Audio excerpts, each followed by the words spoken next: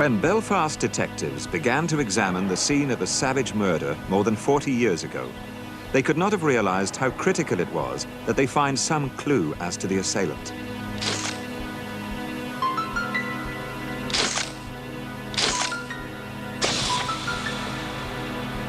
Their failure to discover anything of value beyond the victim's personal effects would leave a shadow over the case to this very day. Throughout November and December 1952, the Royal Ulster Constabulary were under considerable pressure. They were investigating the murder here in Whiteabbey of Patricia Curran. She came from an important family. Her father had been a Unionist MP, Attorney General in the Northern Ireland government, and was now a High Court judge. But no amount of effort could establish a motive or produce any useful forensic evidence about the murder. It was 2 months before police began to feel they were on the right track. An RAF serviceman from a nearby base was responding unsatisfactorily to routine questioning. Ian Gordon knew the Currans and had been alone on the evening the murder was committed. After being interrogated for 3 days, he was charged with the crime. In March 1953, he was tried and convicted at Belfast Crown Court, a verdict that initially was supported by public opinion.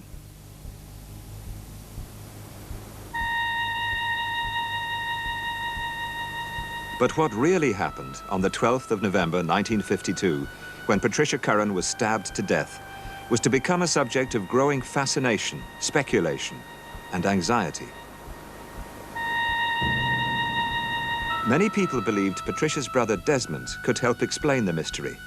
He had befriended Gordon some months before the murder and introduced the serviceman to his family. He had found Patricia's body and was himself questioned at length by police.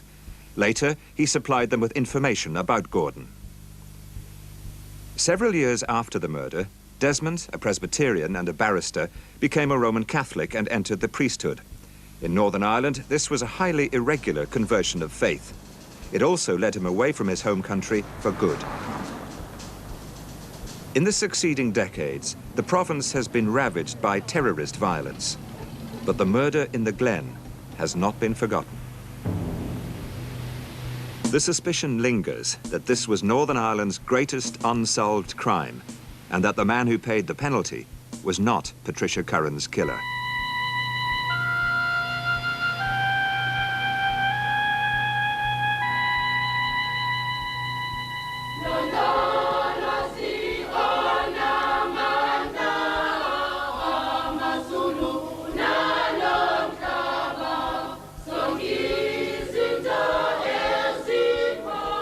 I would say I'm a missionary parish priest.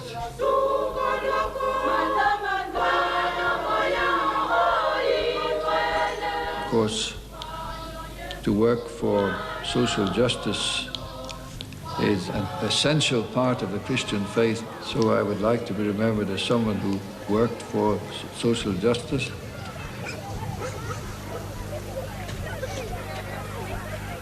Many years ago, a young man killed my sister. I think perhaps he was possessed by a demon when he did this thing. He is still alive. I must be ready to forgive him. I must be ready to accept him as a brother, a human being, and to go forward with him. If we cannot do this, if we cannot forgive our enemies and go forward, even those who have killed our people, we cannot have a new country with justice and peace.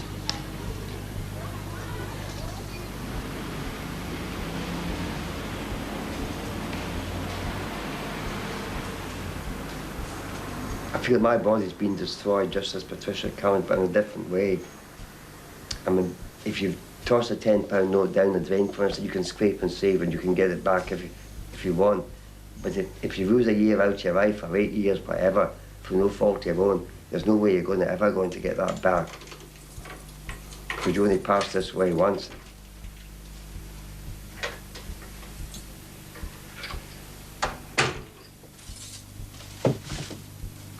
I believe that Desmond Curran could tell us a great deal more about what happened that night. He is the only surviving direct member of the family. As he owes it to himself, he owes it to others, and he certainly owes it to me because I was locked up for 8 years for murder I didn't commit. Desmond Curran came from a very staunch Presbyterian family.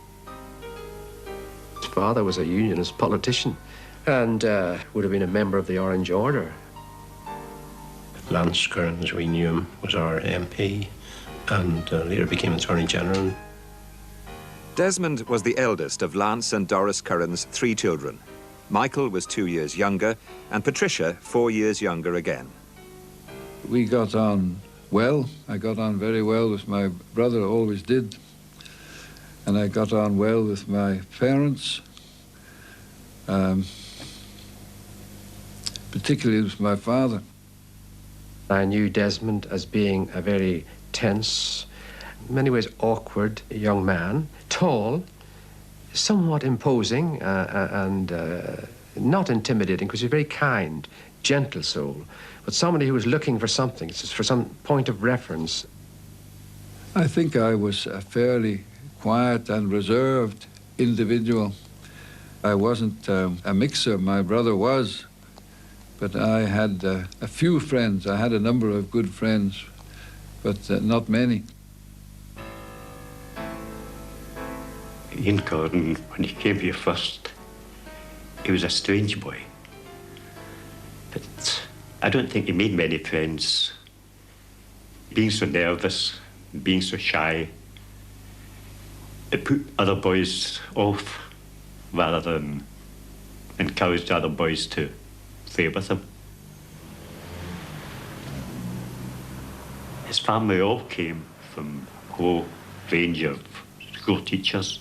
His grandfather was the headmaster of the school along here, and his mother was determined that nothing less would do for her Ian. Good idea, because it's dilapidated. Isn't it? All needed painted up or something. Gordon's early life had been somewhat out of the ordinary. He grew up in Burma, where his father was an oil engineer. At the age of 6, his mother sent him home to Scotland to begin his education as a boarder at Dollar Academy, not far from Stirling. But at the height of the German bombardment of Britain in 1940, he was returned to his parents' care.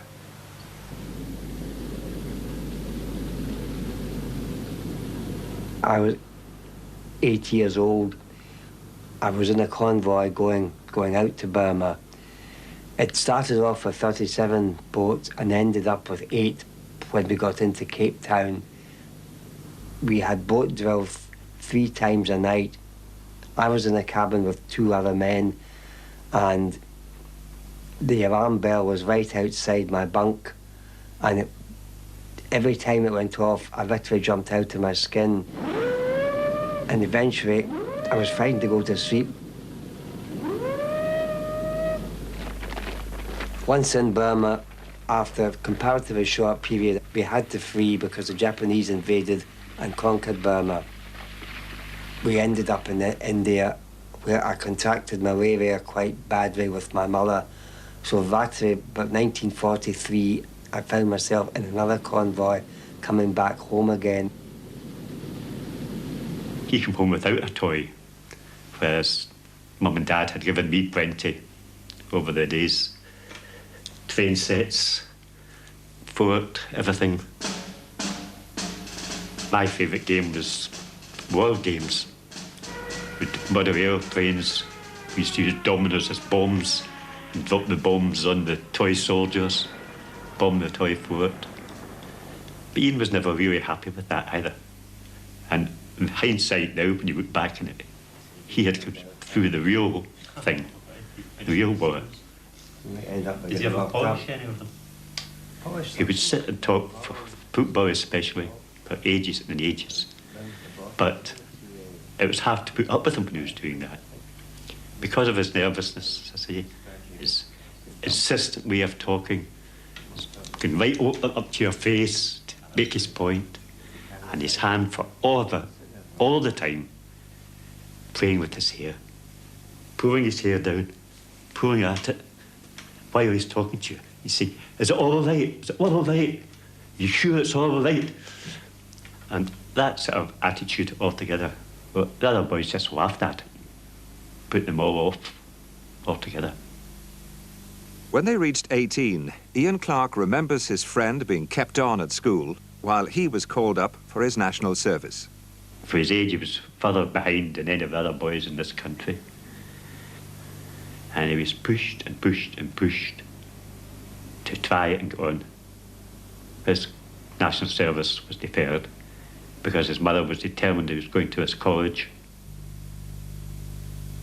I commenced my national service in 1951.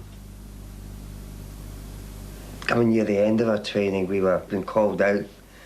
And when it came to my name, I was called out, you march to the front, etc. And the sergeant says, Gordon, we don't like your marching, so we're sending you to Northern Ireland.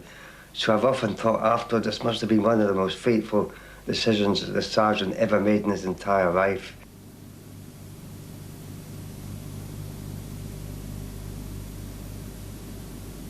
The war had just ended, and I got an exhibition to Trinity Hall, Cambridge, in classics. So I took it up. My parents obviously wanted me to study law, although they didn't push me in any way to do so. So I just fell in with that. After winning a first in classics, Desmond returned to Belfast to complete his bar final at Queen's and was called to the bar in the middle of 1952. He did practice at the bar for a while, but it was perfectly clear that he was never going to be comfortable in that really dreadful profession of rough and tumble. I did only one criminal case that I can remember of people accused of stealing Guinness off the back of a lorry, and they, rightly or wrongly, they were acquitted. I enjoyed it all right, but there was something missing. I didn't feel that this was my life's work. By this stage, Desmond's interest in religion had begun to flourish. Influenced by a cousin, he'd become active in the student Christian movement at Queen's and served a term as Irish chairman. He also came in contact with beliefs beyond the mainstream churches. I became interested in moral rearmament. It's a movement which was started by an American Lutheran clergyman called Frank Bookman, and their message is live by absolute moral standards, absolute honesty, absolute purity, absolute unselfishness, and absolute love, and by the guidance of God. They encourage people to have what they call a quiet time every morning, time when they will read something from a spiritual book and talk to God about what they read and ask for God's guidance for the day. And those who are taking it seriously work together in groups. They were men and women standing up and proclaiming their sins, their testimonies of Christian faith and so on. Almost a confessional, if you like, rather like that, a confessional. And I find it extremely boring. But it was at these meetings that Desmond first had any meaningful contact with Catholics. I had never really got to know a Catholic to talk to on even terms.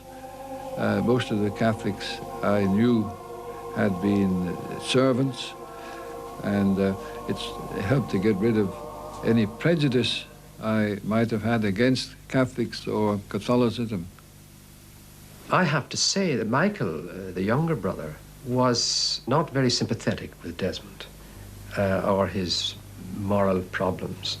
And I often used to hear him chiding Desmond in company. I know Michael didn't take kindly to Desmond's difficulties, which he wouldn't have understood.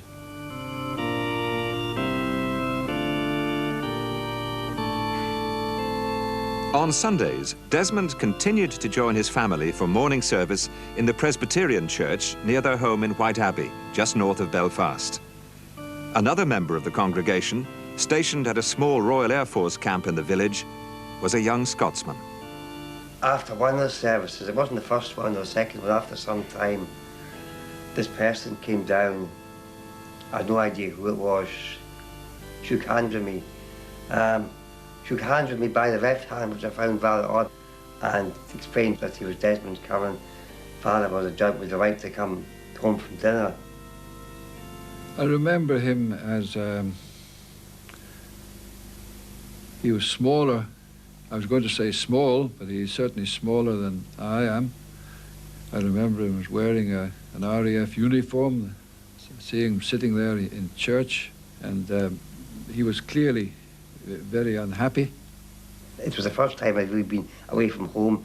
I wasn't very streetwise clever, but I didn't know an awful lot of people, apart from my colleagues in the Air Force and going into Belfast and meeting girls at dances, etc.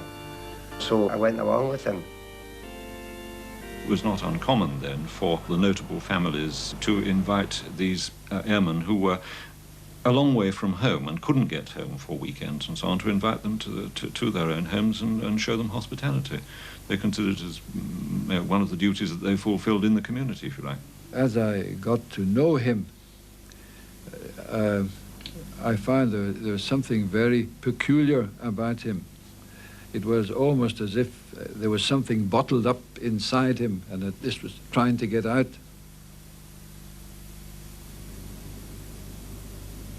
I was introduced to the judge, and Desmond says, "Father, this is one of the lads at Edenmore," and the judge was reading one of the Sunday heavies, and he hardly took any notice of me.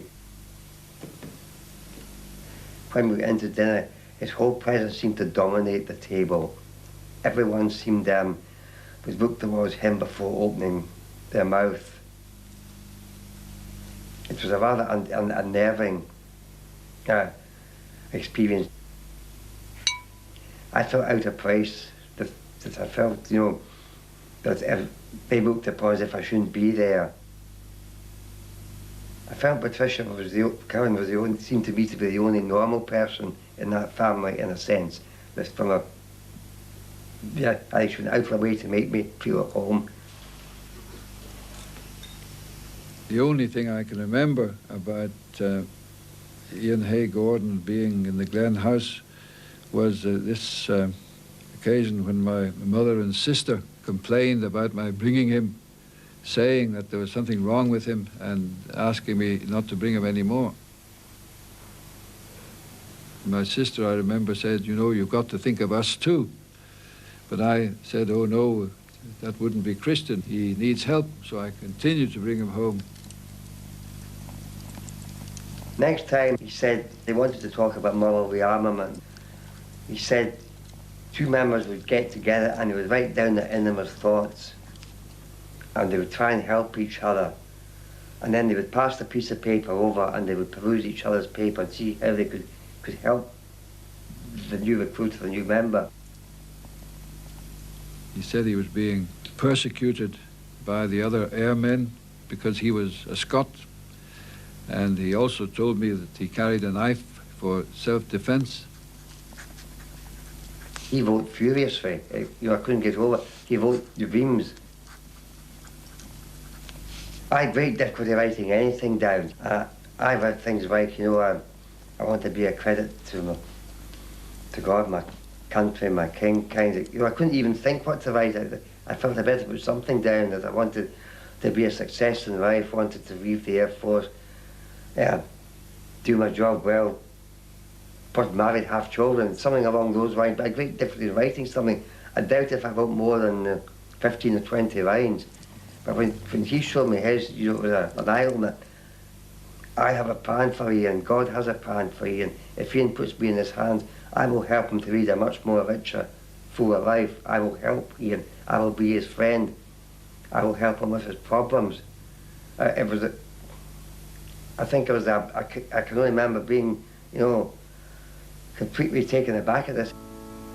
I'm sure that my motive was to get him to be a better Christian, I suppose.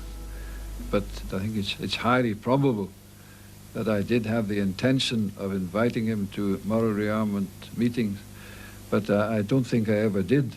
I said I was studying for a trade examination in the RAF, and I felt I had enough on my plate without having to do this. And he seemed to be a bit annoyed. I thought his attitude was a bit childish.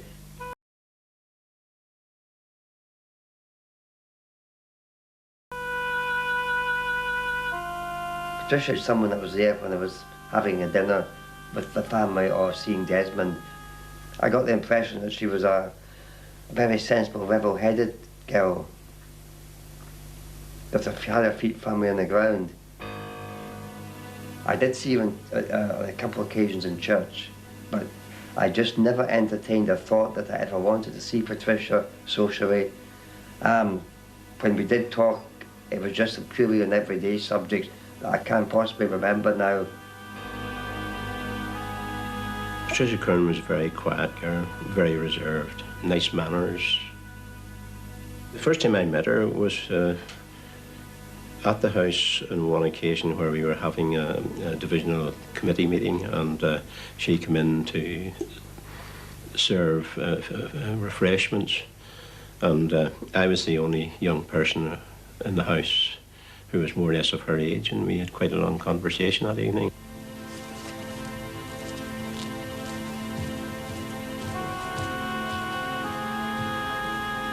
She had just started at the university. She had been there for about 3 weeks, I think, when she was murdered.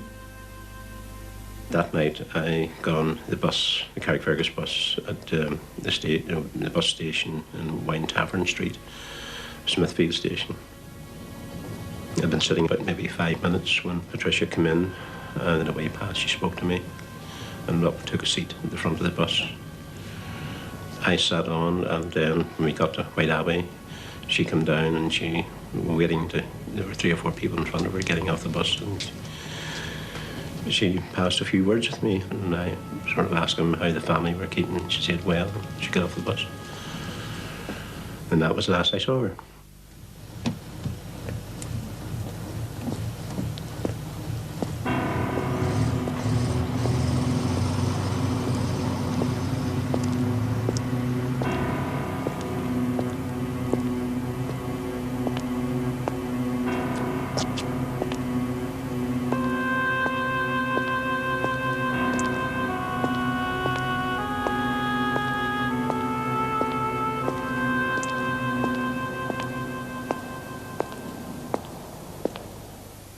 I have a memory about walking to the bus station through the centre of Belfast fairly late on, and the next thing I can remember is my mother coming in and saying that your sister hasn't come home, we're worried.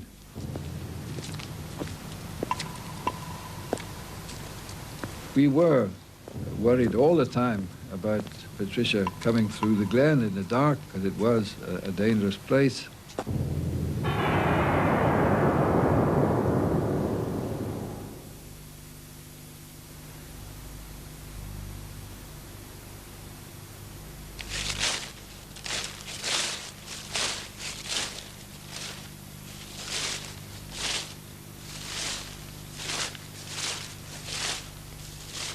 I do remember finding Patricia's body. I do remember that this gave me a great shock. I can remember bending down and raising the body and hearing what sounded to me like breathing. I realize now it must have simply been air being expelled from the lungs. Desmond Curran began to search the grounds of Glen House shortly after 1:30 in the morning. Within a short time, he found the body of his sister lying face up among the trees. He called out to his father, who'd been to fetch the village constable. Together, they lifted the body over to the lane where the family solicitor and close friend, Malcolm Davison, had drawn up his car. The legs were stiff. They had difficulty getting the body into the back seat. I don't remember any policemen being there, but I picked up the body, and as I say, I believed she was still alive, or at least there was a chance that she was still alive. And I think that the others went along with that they didn't want to upset me, but I think it must have been fairly obvious to them that she was in fact dead, because rigor mortis had begun to set in. Why would they not have wanted to upset you in particular? Presumably they were quite upset themselves. Well, I just don't know. I mean, this is all pure conjecture, but I think they may have thought that I would have been even more upset if I had realized that she was dead. There obviously came a point very shortly after that when you did realize that she was dead. Yes, I can remember the doctor, Dr. Wilson, saying, "Oh, she's dead. She's dead." Can you remember how you responded to that?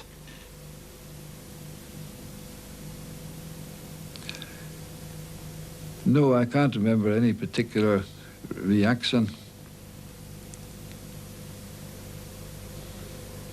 Do you remember the reaction of your father or your mother, or the atmosphere in your home that night?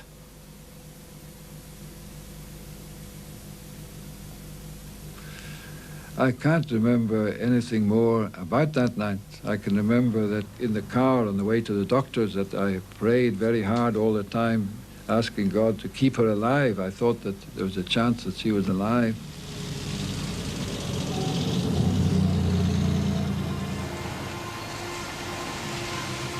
I was early morning duty reporter in the Telegraph. Arrived in, and my first duty was to ring the police and the Harvard police and the Fabricated to find out what had happened overnight.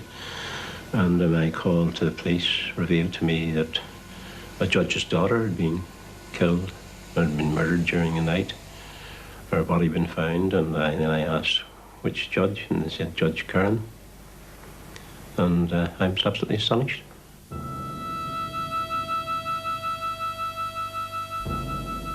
It was a dark November morning, and this made the tragedy even that more horrific and grim. We had civilian workers that worked at Edenmore, and one was a gentleman called Frank Swain, and he cycled to and from, and he came up and he said, there's been a girl murdered or shot in Whiteabbey, but he didn't mention any name.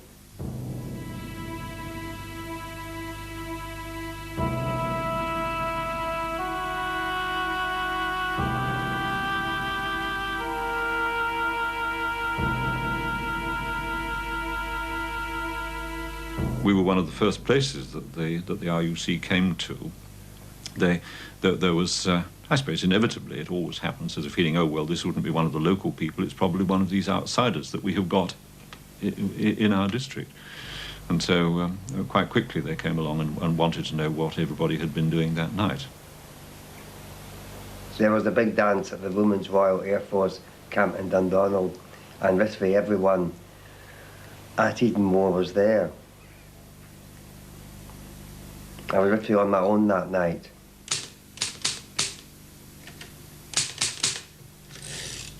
I was typing in the central registry. I had failed an RAF trade exam, and I've never liked being beaten or failing at anything, so I wanted to get it a second time round. It was just practice typing. Typed from AP 3184, Manual of Office Writing and Service Management. I never kept the sheets. He wasn't one of the crowd, and I think that he was really quite diffident about meeting girls of his own age, and so it would have been quite like him. But his evening alone at the typewriter was not to become the primary concern detectives had about leading aircraftsman Gordon. Their attention began to focus on an earlier period, around tea time. They believed Patricia Curran had been murdered shortly after getting off the bus from Belfast. Gordon had been alone at this time too, but that's not what he told the police. Vice Sergeant Maxey said, I don't know if he meant this to sound exactly as it did sound. Arrange amongst yourselves who you were with and go up to the top table where I think it was Sergeant Beetham of the RAF Police was there. Now, I was sitting at, each table maybe with 6 people on either side. Corporal Connor was sitting opposite me, and unknown to me, he obviously didn't have an alibi. And someone said to me, Dovan said to me, "You say you're with Corporal Connor." I said, "I can't very well say that because I wasn't with him, I was on my own," and someone else said, "It won't matter." So I very foolishly allowed myself to be pressurised to going up with Corporal Connor and making up an alibi that we'd been together that night. Just by the luck of the draw, I come up with Gordon. So just went up and asked us questions, and as we were walking up, Gordon just said to me, "If they asked us any questions, will you say me and you were together on the night of a question?" And what did you say? I said, yes. And at the time, they didn't know really. I think. So I said, aye, yes.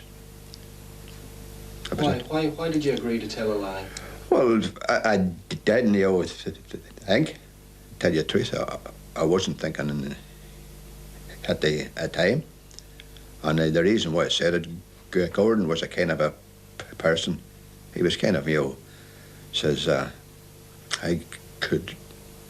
he was a kind of a person to me. He was just a kind of wee bit, stupid. Obviously, with the benefit of hindsight, it was an extremely foolish and stupid thing to do in the height of a murder inquiry. And possibly the only reason I went with it was that I knew I was innocent. I hadn't killed Patricia Curran, so I didn't see any harm with it.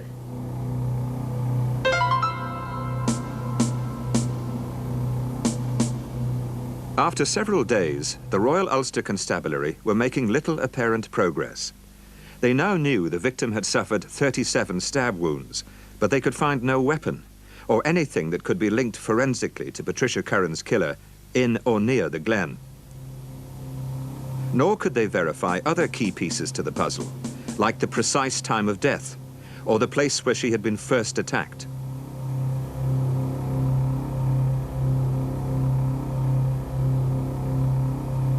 Through the newspapers, there were appeals for a strange assortment of suspects to come forward. A man seen speeding by the glen in an Austin 10, a scar-faced man, another man with hay seeds in his hair spotted in a local cafe. There was no focused line of inquiry. An increasingly desperate situation called for an urgent measure.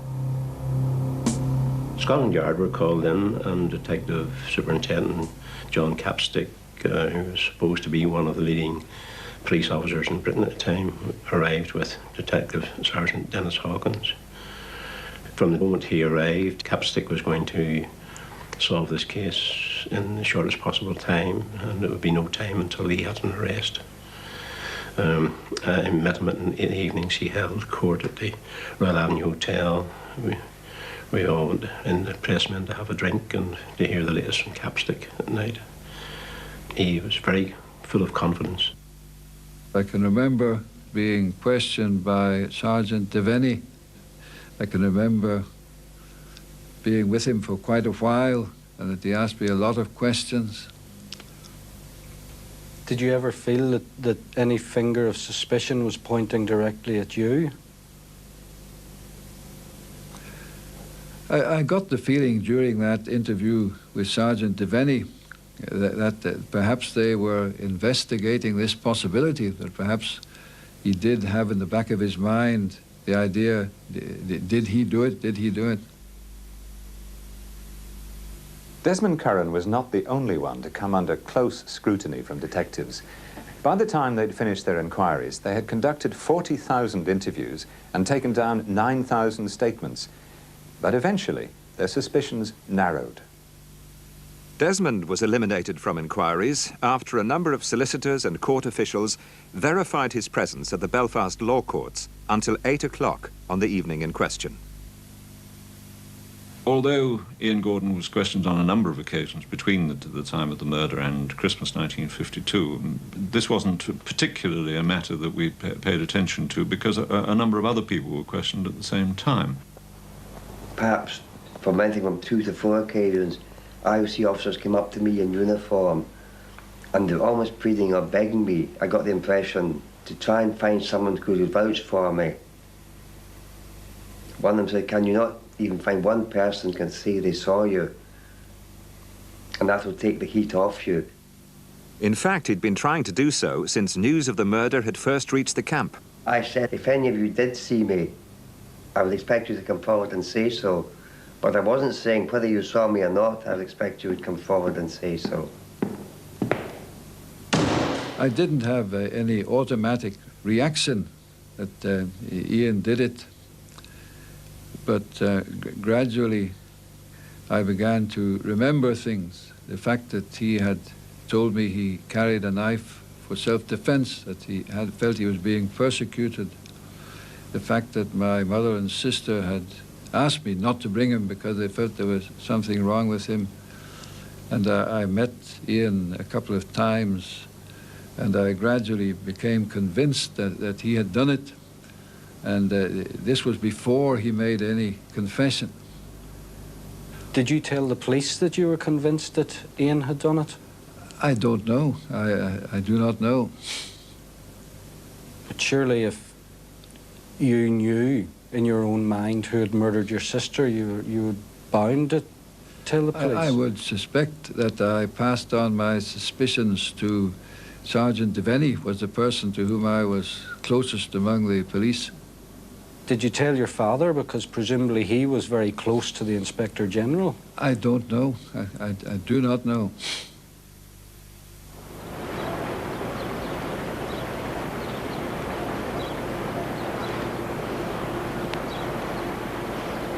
I went and reeved the Christmas reeve to Glasgow and was there 2 or 3 weeks. And I had I don't know whether I'm slightly psychic or not, but I had the impression in Doha when I was there, I was desperately worried. All I did was read books to occupy my mind. If I'd had an ounce of sense, I would have told my mother. Instead, Gordon confided in Desmond Curran. They had met since the murder and had discussed it at some length. Now Gordon continued the contact by letter. This is a typewritten copy verified by the police. Gordon promised to spare no effort to help, but added, "Once again, Desmond, I must stress that I know nothing that can be of any real importance." He recounted a dream in which he and another person had found a young woman strangled in her bedroom, and he asked Desmond to destroy the letter. Desmond replied. He said he had broken Ian's confidence and told a policeman some of the things we had spoken of, including information about someone identified only as WC. Curiously, Desmond added advice about accomplice evidence in law. He explained that the evidence of a witness to a house break-in, for example, could not on its own be used to convict a suspect if the suspect told police that the witness was helping him to break in. No one can be convicted on the evidence of an accomplice alone, he wrote, adding, "This means that if anyone gives information about the murderer, he cannot do them any harm, even if he tries to implicate them in the crime." You have shown me a letter which I wrote to him. If you had asked me, I would not have been able to tell you that I wrote letters to him. But I see that I did write at least one letter to him. Desmond was shown copies of the letters he received from his friend. He suggested that, taken together, the correspondence indicated he was stringing Gordon along to help the police gather information about his sex life. The references to accomplice evidence were to allay Gordon's fears about sexual encounters he told Desmond he'd had with another man. That man was W.C., Wesley Courtney, a homosexual living in Whiteabbey who gave an interview to police claiming a relationship with Ian Gordon, an offence that could have landed them both in prison, but as Desmond had advised, not on the evidence of an accomplice alone. Ian Gordon has never denied going out with Courtney, but has always insisted their meetings were nothing more than naive experimentations on his part. Courtney's version of these events will never be known. He died in 1964 and is buried in this unmarked grave in West Belfast.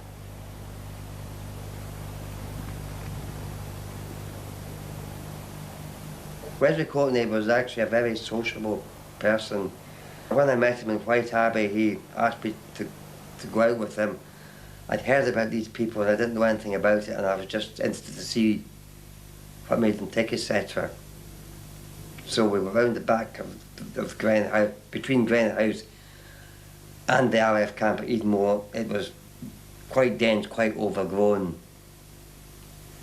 So he wanted to touch me, or me to touch him, and then he wanted to go further, and I said I didn't want to go any further. On how many occasions did Wesley suggest homosexual activity with you? Perhaps 2 or 3 at the most. I didn't see him all that many occasions, maybe 4 times at the most. And you consented to some sort of activity with him each time? I can remember the first time. I just haven't got a clear memory of the other time, perhaps, but it never went any further than that. Even today, there is a rumour, firmly believed by many who took an interest in the case, that Gordon's friendship with Desmond Curran was of a similar nature. There was never any kind of homosexual dealings between myself and Desmond Curran. When I saw him on the night of the murder, when I never left the camp, at any time. Now, whether there was some kind of homosexual ring in Whiteabbey, I have no idea. I just don't know. I never heard that rumour, and there's no foundation for it. Let me put it to you now that there were people who said at the time that Ian Hay Gordon and yourself were involved in a homosexual relationship. No, it is not true. I have never been involved in a homosexual relationship. And they actually went beyond that and said that you may have been in some way involved with Patricia's death. Well, this is also not true. We had come from Wesley Courtney. He was a very sociable person, very. I got the impression, hearing him talking in the bus, etc., he was quite free with his tongue. He may have mentioned he'd been with me to some people. And if indeed there was a ring, this would be one way the information would be passed around. But I can't really give you any other answer because I don't know. One can only speculate on whether rumours of a relationship between Ian Gordon and Desmond Curran were inspired by Courtney. But what is certain is that Courtney's statement about his relationship with Gordon had pointed the murder inquiry very firmly in the serviceman's direction.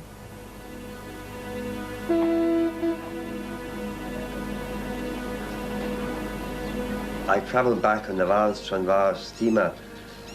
I got a message that I was to go down to Whiteabbey Police Barracks, and Flight Sergeant actually had been at me to get my hair cut.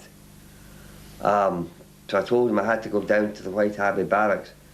So he said, "Well, get your hair cut when they're finished with you."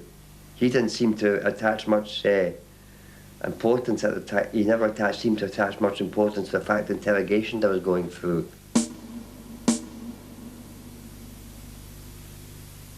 I think he was County Inspector Kennedy at the time, but certainly somebody on his behalf came along and asked if they could interview Ian Gordon. And my reply to that, of course, was yes, they could. I mean, in the event, we couldn't have said no, but we also said at the time that we would very much prefer it if an RAF officer could be present during the interview, and that this was normal procedure as far as we were concerned when somebody was the subject of an investigation. And so whoever it was said, well, we'll go and ask Ian Gordon if he wants an officer there with him. And the answer came back and said, no, we didn't.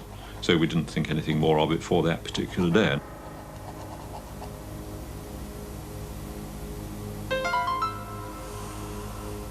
Gordon was questioned by Head Constable Sam Russell of the RUC and John Capstick's deputy from Scotland Yard, Detective Sergeant Dennis Hawkins.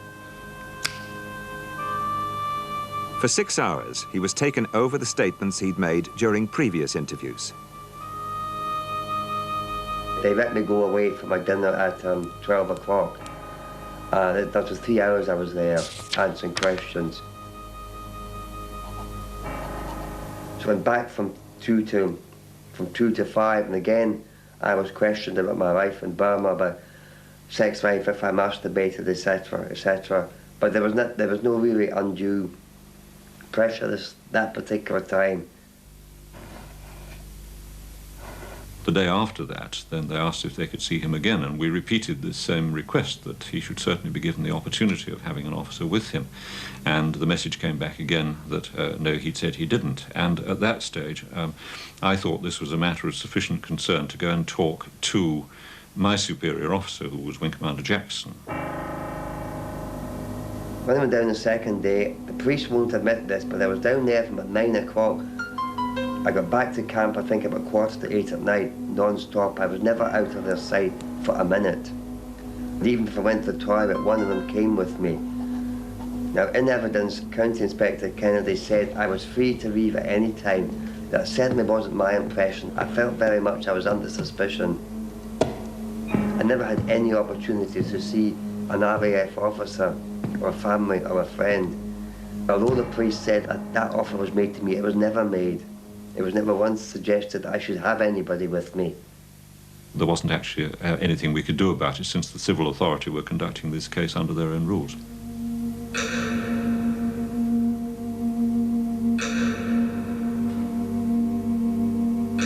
Kept pressing me, and everything I said was a lie. We know more about you than you tell. We know all about you. And eventually I thought, well, if I tell them the truth about the Connor alibi, it might get them off my back. So I explained what happened from my point of view. So what actually happened then was I was left alone for a while, and Russell went out to see Connor at his home in Lisburn, I think. I was up on Lisburn, and I was up on this 7 days leave. I was in the house getting shaved, and there's a knock at the door, and there's a couple of men from the Royal Ulster Constabulary. They said, you have to come with us back again down to a place. So I went down, and I was sat down the same place, capstick at the middle, a couple of gentlemen of the Royal Ulster Constabulary on my left, and the other side right. And capstick said to me, look, you better tell us the truth. Ian Hay Gordon has confessed. So all of a sudden he said, now, you tell us the truth. Was Ian Hay Gordon with you that night? I says, no.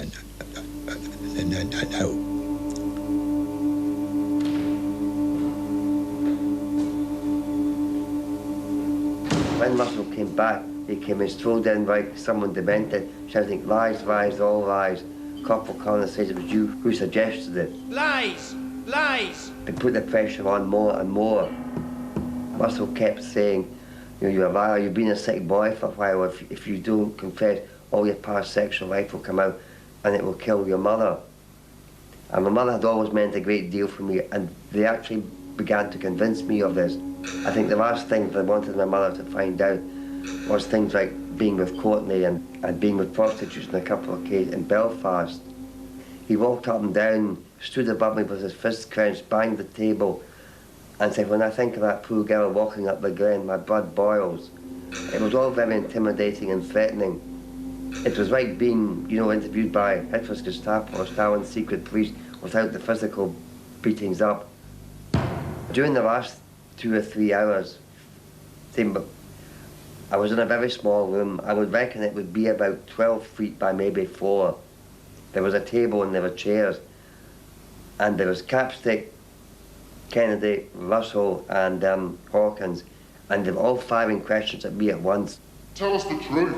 Now, people have said to me, you just sit there and say nothing. We know all about you. I'm afraid it's just not that simple.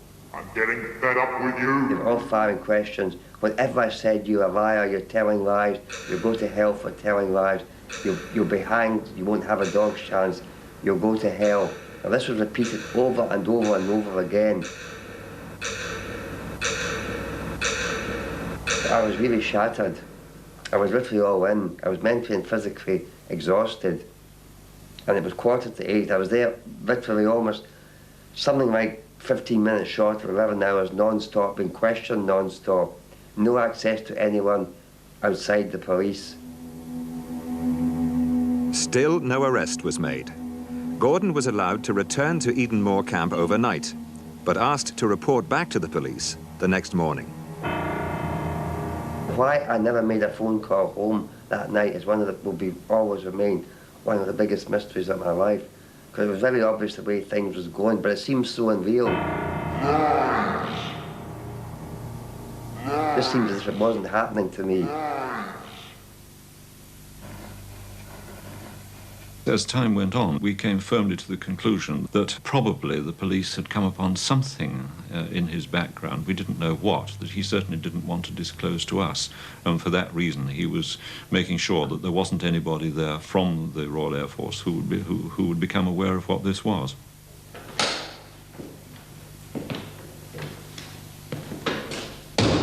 On the third morning, Gordon was left alone with Chief Superintendent Capstick. Later, Capstick would admit to the court that for the next 3 hours, he interviewed the suspect about what were called matters beyond the scope of the case. In plain language, his sex life. Capstick started something like, Gordon boy, that was how he referred to me. You've been sick for a while, and we'll let you go home. He said this actually the night before as well. We'll let you go home as a free man. And he distinctly used the word as a free man. He said, he said, no one need know. We don't have to take you to the court. We don't have to tell your parents because you're not a juvenile. You're over 16. If you were under 16, we would have to notify your parents. But he said, we'll let you go home to consult a doctor. You've been a sick boy. We all have these feelings. We all have these temptations. We'll let you go home. But if you don't, there's nothing we can do for you. You'll be hanged and you'll go to hell. And I was really in quite a very agitated state just now. I was really worried sick. He said, the shock of all this will kill your mother, your dear mother as he called her. And he really preyed on my fears of this to the extent. And he kept on and on. And I says, why don't you believe me? Why won't you leave me alone? I've told you I've nothing to do with it. And he kept saying, now I'm losing patience. When I talked with it, he would, without actually shouting the way Head Constable Russell did, he would change his tone of voice and say, now I'm getting fed up with you, Gordon boy, we're trying to help you. And you're not cooperating or helping us at all. And latterly that afternoon he said, suppose you had met Miss Curran, what would have happened? It was like a game of charade. He was saying, suppose you had met Miss Curran, what would you have said? Good evening, Pat, something like this. And I said, yes. So that went down as I met Miss Curran that night. Would you walk up, would you put your arms around her shoulder or on her breast, whatever? I would say, possibly, probably. Then that went down as a statement of fact. Now the whole confession from beginning to end was Capstick's wording. Not one of it was mine. It came out as if I had written it. But it was this kind of charade, this kind of game he was playing. And I didn't realise the trap I was falling myself into. And when it said all this, he said, well, we'll put that down. And then when I refused to sign it, he called County Inspector Kennedy and said, this man refuses to sign this confession. And Kennedy started shouting at me. He had a very strong voice, but the best he could muster, that I could be charged with wasting police time and money, etc., etc. And left me alone. The two of them left me alone, and I was completely washed out. You know, I was actually like this, you know, completely sprayed out. I felt I had a body, and that my mind wasn't controlling. I felt my whole body had been destroyed, and it didn't have a mind or any kind of feelings in it of its own accord. I felt completely devastated as a person. I couldn't stop myself falling asleep or getting drowsy. In fact, I actually thought my coffee had been drugged. I was so tired. And they walked out and left me think of signing it, and I was walking up and down, wringing my hands, saying, oh, I sign it, or won't I sign it, oh, I sign it, or won't I sign it.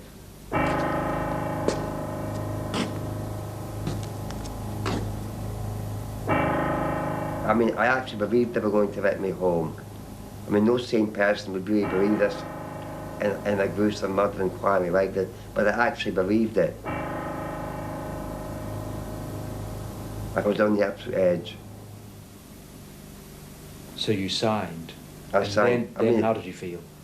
I felt relieved. But when I started to ask Captain, we're going home, his manner changed. If you ask me something sensible, I'll answer it. He was totally unsympathetic.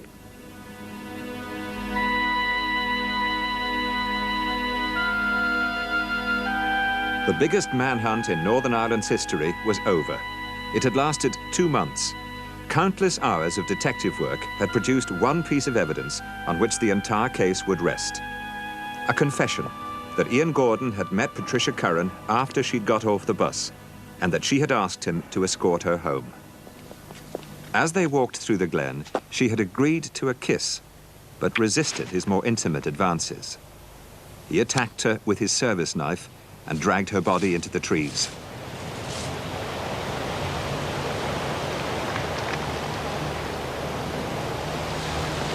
As he returned to Edenmore camp, he had hurled the knife into Belfast Lough. The confession said that Gordon didn't remember the actual attack. It was solely due to a blackout. When Ian was eventually charged with murder, what were your feelings then? I don't know. I mean, I've been thinking a lot about these things over the past few days because I knew you were going to ask me about it, but my recollections are very scanty. The answer is I don't know. Have you any idea what the reaction amongst the airmen and NCOs was?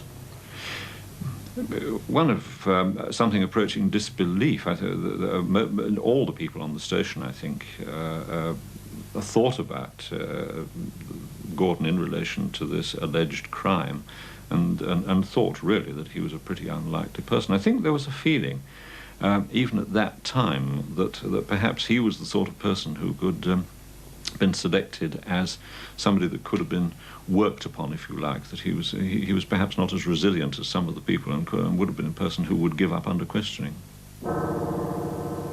The first news came out, just, oh my God, has he cracked up altogether?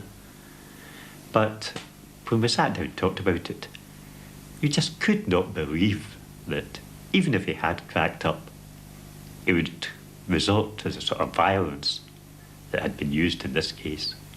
It was just impossible to picture Ian being so violent.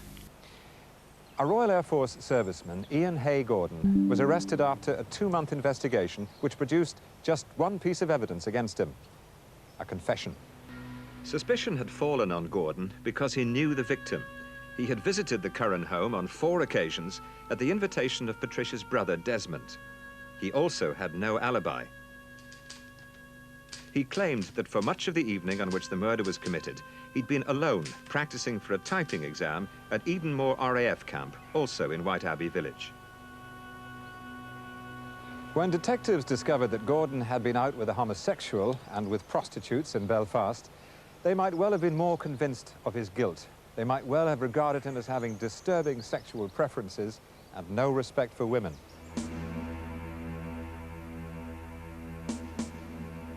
There is little doubt that they were under considerable pressure to get a conviction.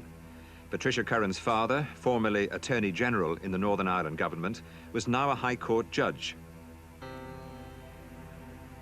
Gordon would later maintain that the confession had been fabricated entirely by a senior Scotland Yard detective, Chief Superintendent John Capstick, called in to assist the Royal Ulster Constabulary, and that he signed it in a state of exhaustion after 3 days of questioning.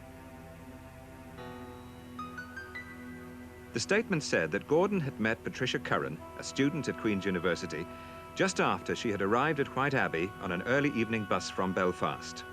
She asked him to escort her up the long, tree-lined driveway to her home, Glen House. When he asked her for a kiss, she consented reluctantly, but tried to beat off his more intimate advances. Gordon had then drawn his service knife, and the next thing he knew, Patricia had slumped to the ground. He dragged her body into the trees, left the glen, threw his knife into Belfast Lough, which skirted Whiteabbey, and returned to his base at the other end of the village to scrub the blood from his clothes. The police were confident they had caught the right man, and so was Desmond Curran, the victim's brother, who had himself been subjected to intensive questioning and who then provided detectives with information about Gordon. I was convinced before he confessed that he had done it. And his confession, I found it very easy to accept most of the things in his confession as being what actually happened. But other colleagues and friends were incredulous. When I heard that he confessed, I just said to myself, Ian Gordon didn't do it. That fella couldn't do it. The reaction of all the officers at Edenmore when he was charged with murder was one of very considerable concern, because I think our perception of the man was that he was not a person who was actually capable of the physical act of that kind of murder. If he had even made any pass at a girl, tried any nonsense, if the girl had just said boo, or if she'd even just slapped him in the face, Ian's more natural reaction would have been to apologise profusely or to back off.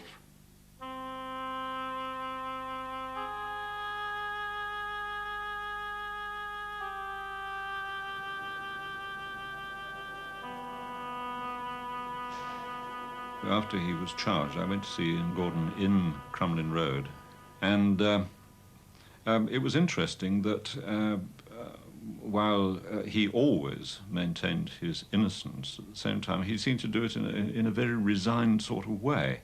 I mean, he wasn't jumping up and down and saying, "What am I doing here? I didn't do it." I was mentally very confused afterwards, and this lasted for some time, and I couldn't make up my mind what had actually happened as a result of the interrogation, the methods of interrogation that had been used. That I would actually ask myself, did I do it or didn't I do it? You know, when I was lying in my bunk in Crumlin Road Prison. There was always this characteristic of Ian Gordon, that he was obedient almost to a fault, you know, and if anybody told him to do anything, he never questioned the order, he simply did it.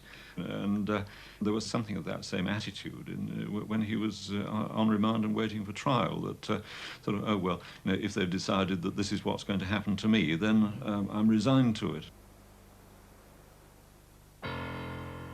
Given the influential position of the victim's father in the legal profession, Ian Gordon's parents faced an unusual problem in finding a team to defend their son.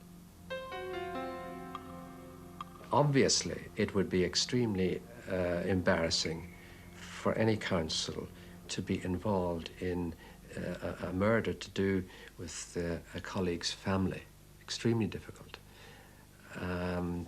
All I know then is that the man who stepped forward was Bertie McVeigh, a courageous little counsel who was prepared to do it on the basis that his case had to be put and the Crown had to prove their case. Mr. McVeigh said he would only take the case on condition that he didn't have to cross-examine the Curran family. I think this is the only time I've ever heard of a defending counsel in such a serious case make conditions. Normally the defence will take the instructions from the accused person, whether they agree with them or not. If they feel strongly about it, they will retire from the case.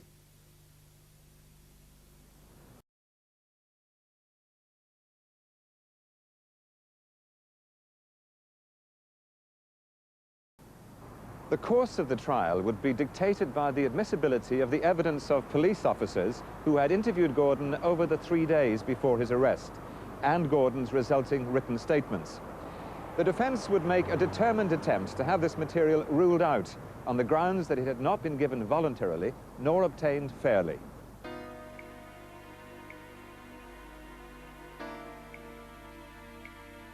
On the actual day of the trial, when I turned up at Crumlin Road Courthouse, here were hundreds queued up outside all the way up to Crumlin Road. They hadn't much chance of getting in because when I got into the old Crown Court inside, it was packed already. The prisoner had been brought through the tunnel from the prison right across from the courthouse, and 2 warders appeared, and then suddenly he was thrust up wearing a heavy greatcoat.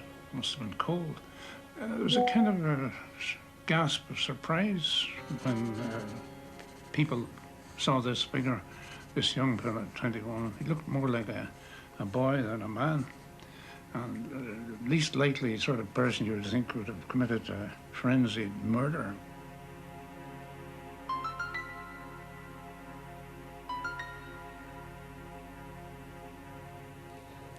On the second day, the defence mounted its objection to the confession evidence.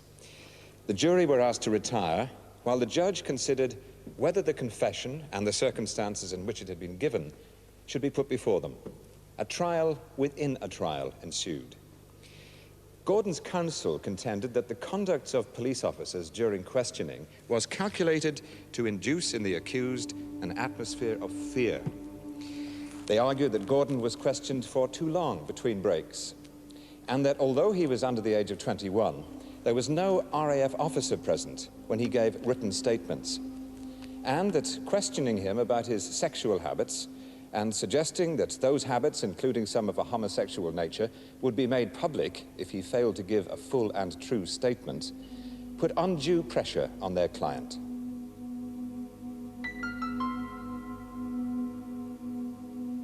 The key witness would be the detective who had questioned Gordon alone for 3 hours before the confession was taken, and who had written the confession down.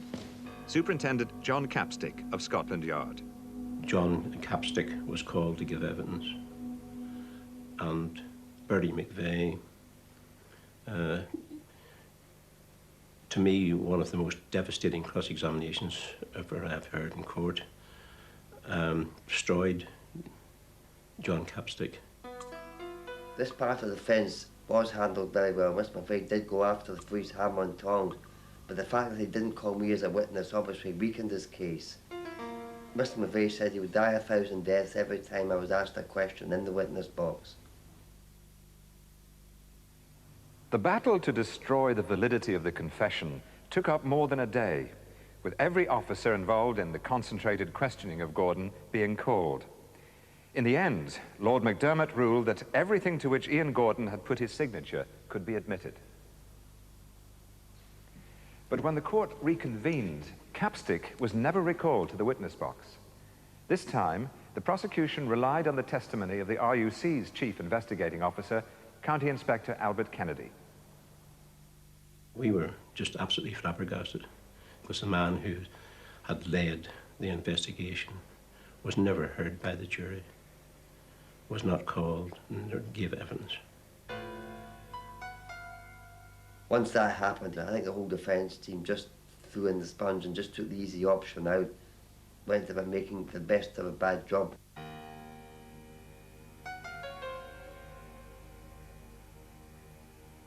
A medical defence was prepared. Gordon's counsel would argue that if he had indeed committed the crime, he was insane when he did it.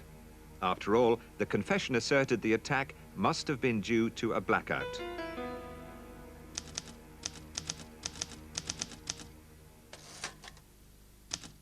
They made it quite clear to me they wanted a medical defence. They said, you realise that if you're found guilty, you'll get the rope, you'll be hanged. They annoyed me so much. They said, you know what will happen? I said, yes, I'll get the rope. The defence called Dr. Rossiter Lewis, who was then a famous Harley Street specialist, to give evidence on Ian Hay Gordon's state of mind. The actual confession was so lurid and so making him appear so guilty that I was really amazed that McVeigh was able to produce such a defence case. It was a brilliant, really a brilliant defence case, you know, describing this young fella's past life, this pilgrim of misery. It was really outstanding. Medical witnesses testified that their examinations revealed low blood sugar levels, hypoglycemia, which would make Gordon prone to temporary losses of memory and emotional outbursts. They called him an abnormal personality, a schizoid person, an inadequate psychopath. He began to see that there was something in the defence case, that if he did do it, he was suffering from schizophrenia.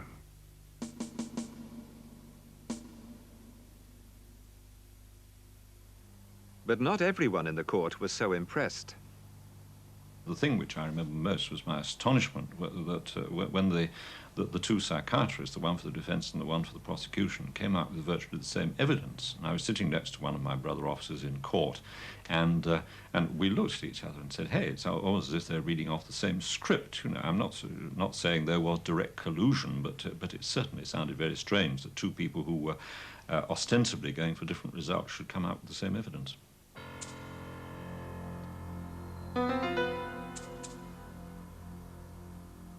I got the impression from reading the transcript that the Crown didn't push and the case particularly strongly.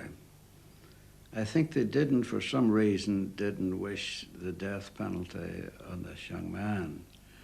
And I got the impression that the defence and the prosecution came fairly close together in this. I wasn't privy to what was going on, whether there was a deal being done, but he was sentenced for the murder, and you can't win them all. At that point, we thought, oh, well, he really must be guilty, must be the one who did it. Because back in the 50s, you never heard of any forced confessions and things like that then. If somebody confessed, then it was just taking it where they admitted it. They must have done it. In criminal law, the verdict was tantamount to an acquittal. Guilty of the crime, but not responsible for committing it. It meant Gordon would not be subject to a punitive prison sentence. He would be classed as a criminal lunatic and sent to an asylum until such time as his sanity was restored, if ever. I've always thought that this was the right verdict, that justice was done, that this man did kill my sister, and that he probably wasn't fully responsible for his actions. He had struck me all along as being a most peculiar person, and I didn't think so at the time, but I have thought so later on in life, that there may well have been an element of diabolical possession. I don't think nowadays that Gordon would have been convicted on the evidence that there was. I think there would have been a reasonable doubt. Ian Gordon's instructing solicitor, Albert Walmsley, and the junior member of the defence team, Basil Kelly, are still alive. Basil Kelly is now a Lord Justice of Appeal. Neither was prepared to make any comment on his part in the case.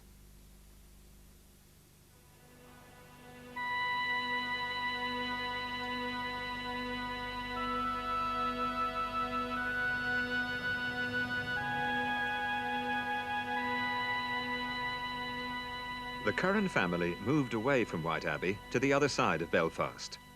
Patricia's father, Lance, remained on the bench and was later knighted, at the same ceremony as Bertie McVeigh, Gordon's leading counsel.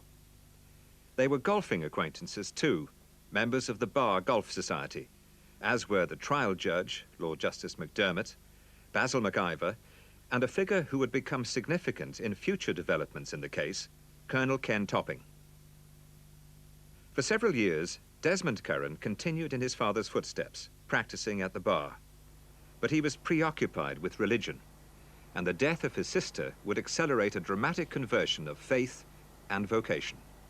I was already interested in Catholicism before that happened, but it certainly, if it had an effect, it was to encourage me to follow my interest in Catholicism. I remember that my mother, who was not particularly pro-Catholic, was very impressed with the way in which Catholic people expressed their sympathy, and they could speak naturally about death and bereavement and that kind of thing, and they would continue to sympathize. I was baptized in Clonard Monastery by Father Hugh Arthurs. I had been studying the Catholic faith for 7 years, and I know that I felt that I had achieved something, that I had arrived somewhere. Desmond Curran came from a very staunch Presbyterian family, so it was rather remarkable afterwards that he should actually have joined the Catholic Church, and even more remarkable, ordained in Rome as a priest of the Catholic Church, with his father as a judge present at the ordination. It's God's providence, of course, that I went to Rome and I met him there and recruited him.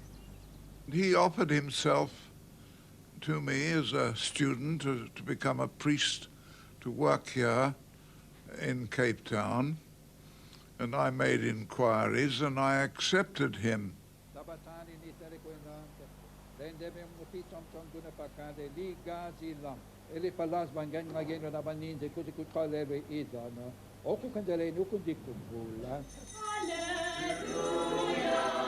The thing which really made a change was when I came to believe that the Catholic Church is, as a matter of fact, the original church, and that the others have, at some stage or other, broken away from the Catholic Church, and that they have lost something in doing that.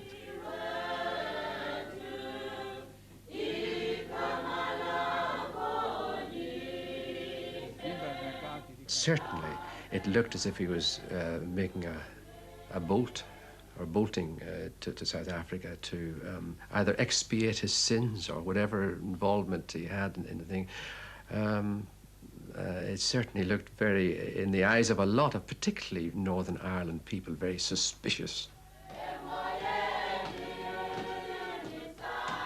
What would I have been running away from?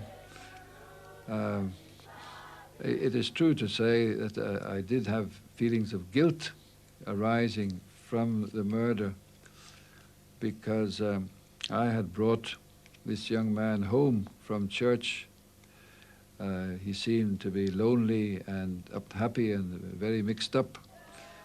And in that way, I was sort of indirectly to blame for my sister's death. And perhaps this feeling of guilt would make me more anxious to make reparation by doing something constructive in my life. But it didn't start the idea. The idea of being a priest was there before.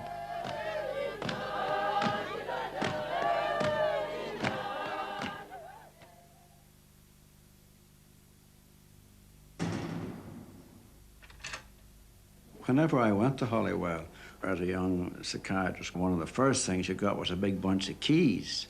And when you were on duty, you would go around with your bunch of keys and you could go into all the locked wards. But Ian Gordon was only kept in that particular type of ward for a short time. And when I went a year or so after his admission to the hospital, he had the run of the place, was in an open ward, and he was out working in one of the workshops in the hospital grounds. Ian Gordon was to spend the rest of the 1950s in Holywell Hospital, the mental asylum for County Antrim, a few miles outside Belfast. Although spared a prison term and treated sympathetically, his detention here failed to silence a group of women who had been protesting his innocence from the time of his arrest. One of them was May White, a Belfast Presbyterian, who visited the prisoner virtually every Saturday throughout his sentence. Another, who took up his cause later, was a Quaker from Lisburn, Dorothy Turtle.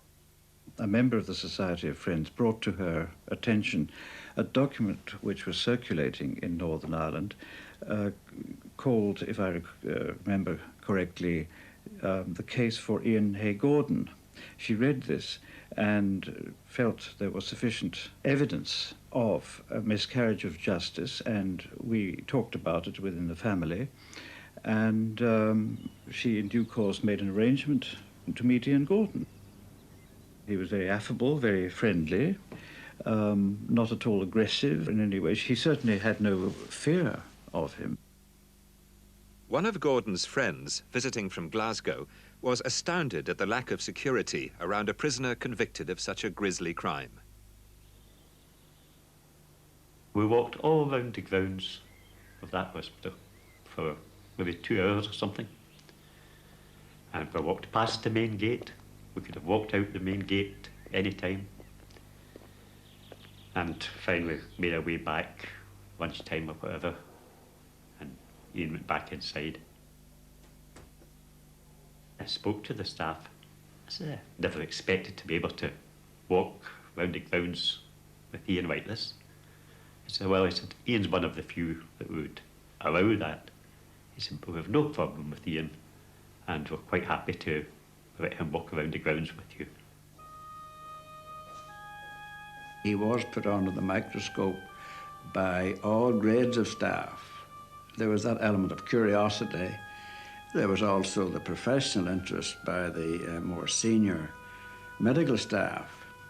And one would have to say at the outset that the opinion of, I think, all who met him was that he was not insane and that there was no evidence really of insanity.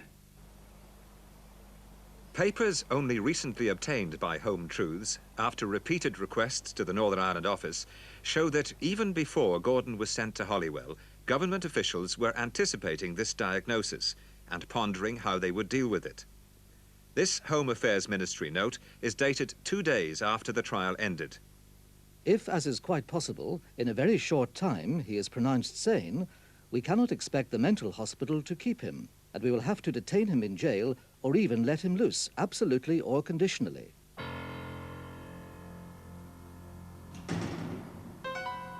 On his admission to the hospital 2 weeks later, his mental state was described as immature personality, with evidence of emotional instability. 2 months on, Gordon had received no special treatment and was described as not of unsound mind. A ministry official wrote, there is no treatment he can get there for a non-existent complaint. We can scarcely release him so soon after the commission of a foul murder. But prison would be a risky option. For example, we are then punishing him for a crime of which the jury, by implication, found him guiltless. Gordon was not moved.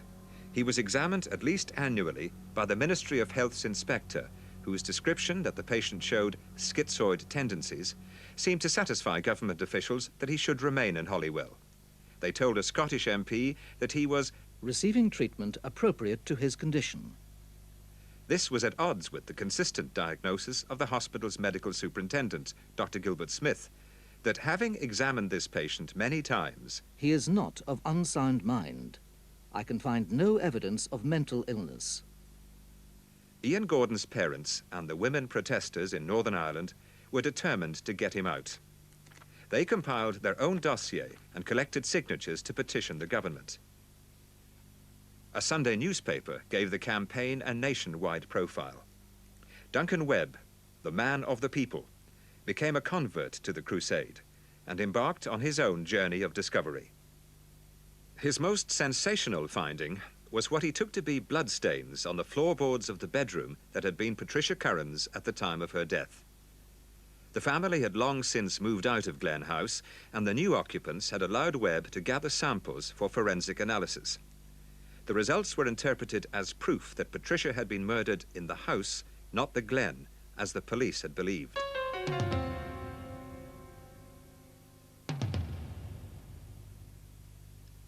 But the scientific conclusion indicating only that blood may be present, when it should have been possible not only to confirm but identify the species and the group, seriously weakened the claim. The authorities could see no reason to investigate. The family's petition also failed to convince the government that a miscarriage of justice had been committed. It was now 1958, but Gordon's supporters were proving that they had stamina, and their unremitting campaign had caught the interest of a London-based organisation called Justice. Barrister Hugh Pearce agreed to consider the case. Frankly, at that time, at my age, I was then 28, I never believed that a murder case would go wrong in this country. I mean, since then, we all know better. So in due course, it took quite a long time, I was sent a transcript of a 6-day murder trial. It was about that thick. It took me a week to read it fairly quickly the first time. I was on the point I was 99.9% certain there was nothing wrong with this case. Something, and I can't tell you now what, made me not reject it. It made me read it again. And this process went on, and I found myself reading it again and again and again. And the reason why became clear with each time that I read it. The doubts increased in almost geometrical proportion. Here was a confession supported by no forensic evidence whatever.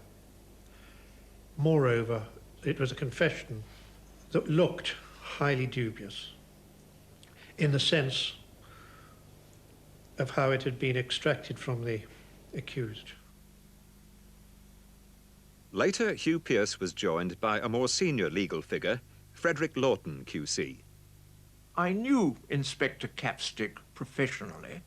I had cross-examined him on a number of occasions in trials in London, and I knew that he was an exceedingly skilled police officer who was able to bring psychological pressure on those whom he was interrogating. And in Gordon's case, it was clear to me that he was much more concerned about upsetting his parents through having to admit minor acts of homosexuality than he was really of agreeing to the suggestions which were made to him by Capstick.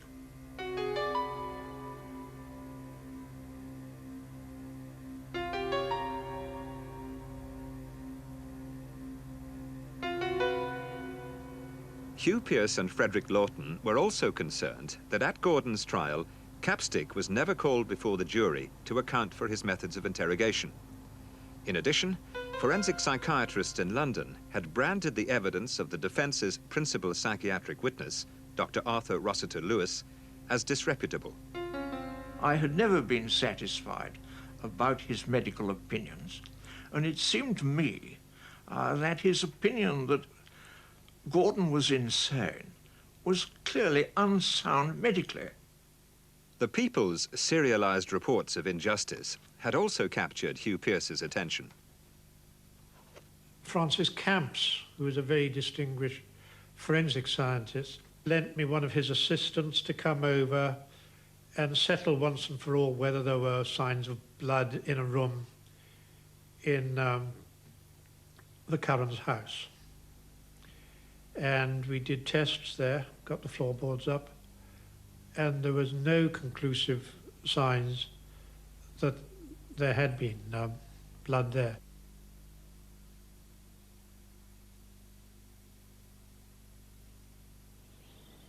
The next port of call was Holywell Hospital.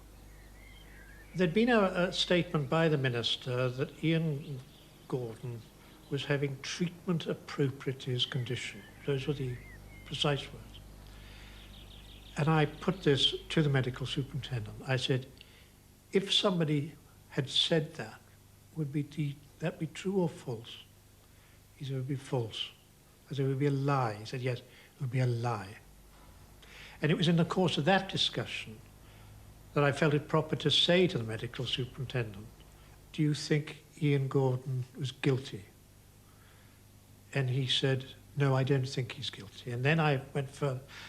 I said, did you ever think it was your duty to proclaim the fact that in your opinion he was sane and he was innocent?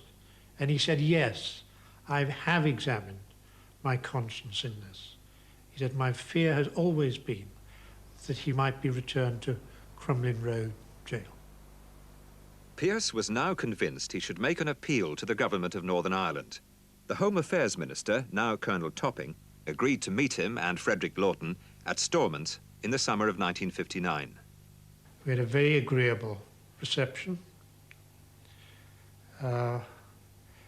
Fred Lawton did not touch on the question of the boy's guilt or innocence. He simply dwelt on the injustice of the boy spending the rest of his days in a mental hospital. From a strictly legal point of view, the trial couldn't be challenged on any legal grounds at all. Indeed, my recollection is that I said to Colonel Topping that had I at the time been asked to advise whether there should be an appeal, I would have said it's impossible to find any good grounds of appeal. But that didn't alter the fact, I said to Colonel Topping, that the outcome of the trial, a man who wasn't insane, being detained in a mental hospital, was most unsatisfactory, and I hoped that something could be done to get rid of that anomalous position. One could see a great expression of enormous relief come on Topping's face when he realised that that was the line that we were going to take. I got the impression from his reaction and the few comments he did make in the course of my making my submissions that he considered that we did have a case for the fairly early release of Gordon, and that he would discuss the matter with the Lord Chief Justice. Government files show that the intervention of Pearce and Lawton proved to be the turning point in Gordon's incarceration. Colonel Topping suggested to the Lord Chief Justice that serious consideration might now be given to Gordon's release. In reply, Lord MacDermott recommended waiting until some time after at least 7 years had elapsed. That would be the following year. In the interim, he would be granted short periods of parole in the care of the Quaker Dorothy Turtle. Every night when I went to bed, I said, tomorrow I'll be free. And every morning I woke up, I said, today I will be free. And I said this for every night and every morning I was in that praise, because I was utterly determined to get out and to clear my name. In September of the following year, 1960, without announcement, Ian Gordon was free. My mother had been told by Brian Faulkner, the then Minister of Home Affairs, that if Ian Gordon was to be released, this would depend entirely on the whole business being undertaken in a very, very quiet way. And if there was a word breathed about it to anyone, the whole affair was off. I just thought I was going out for another few days out, and when I was out the hospital gates, Mr. Turtle said, "You're not going back," and I don't think I really took it in at first. Gordon had been released without condition after serving 7.5 years. There was not one word of public protest. I think I only half succeeded. What Gordon deserved, and what he still deserved, is to have his name cleared. He had treatment from the police that puts many of the subsequent treatments that we've read about absolutely in the shade.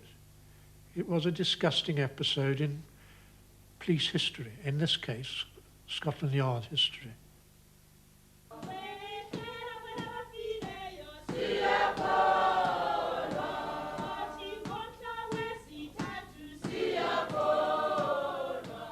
Des Curran has made a bigger contribution to the cause of peace and justice in South Africa than any other priest or bishop, certainly in the Western Cape. This is Site C, the oldest part of Khayelitsha, built in 1983. It's a site and service scheme. That means the people get their own site. Benjamin Panakisto.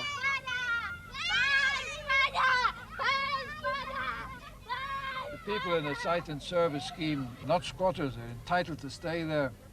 That means you get your toilet, which here is only a bucket toilet. In the other site and service schemes, it's a flush toilet. And you get a water point, and there are streets, and there are lights, and then you put up your own structure, whatever you can afford.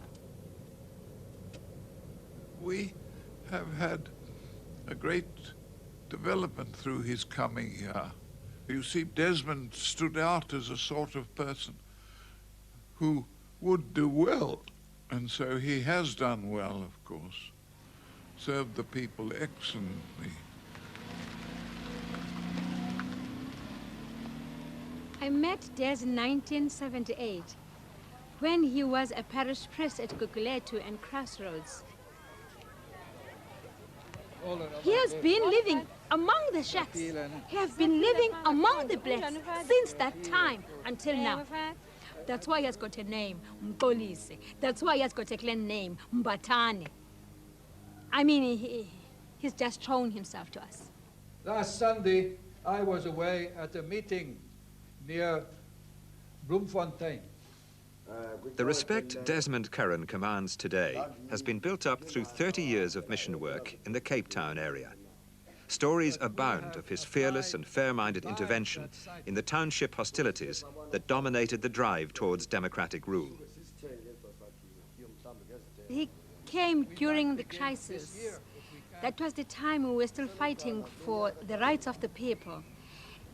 Most of the time, the police used to come during the night and arrest the mothers and leave the children behind. Those are the times that I used to go straight to him, whether it's 1 o'clock a.m., 12 o'clock. And the guy wouldn't say, no, it's middle of the night, I'm so scared, I can't just jump and come out. And he was living right in Guguletu with the blacks. So he will just jump out in his pajamas. He's not going to doubt. He will just put on his clothes and jump right to his garage, pull out his car without even asking what is taking place. And then he's going to be with me right through.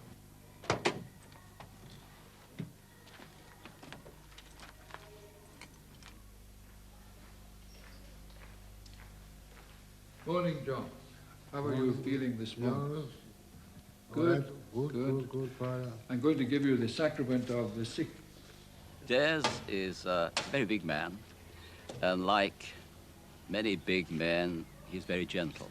In the name of the Father and of Though, the Son if provoked at times, he can become somewhat ungentle.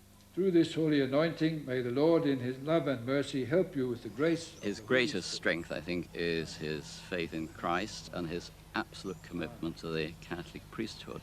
He really regards that priesthood as being a gift to be at the service of people, particularly those who are underprivileged, oppressed.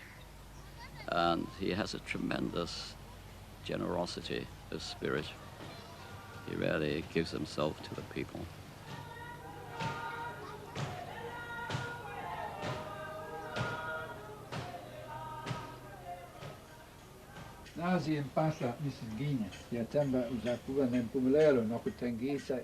Des lives in conditions that I wouldn't like to live in. It's a prefabricated house in a very tiny area right in the middle of a big squatter camp in which there's a great deal of violence. He has no electricity. He has a chemical toilet which he has to own to himself, and it really is very cramped, and it's not the sort of condition I'd like to live in, so that it's amazing how he copes. No matter who you are, as long as you are based in truth and justice, Des Curran is there to help you. If you are poor, Des Curran is standing there to be with you, to fight your rights. He always there to fight for people's rights. When I was port chaplain, I took a group of Indian sailors up to the top of Table Mountain, and they weren't allowed into the restaurant because they weren't white. And we managed to get this raised in Parliament by Helen Suzman. We went to the press. We went to the company who ran the cableway. And a few weeks later, the government declared the top of Table Mountain an international area. So that's the only sort of tangible contribution that I can claim, I think, to the abolition of apartheid.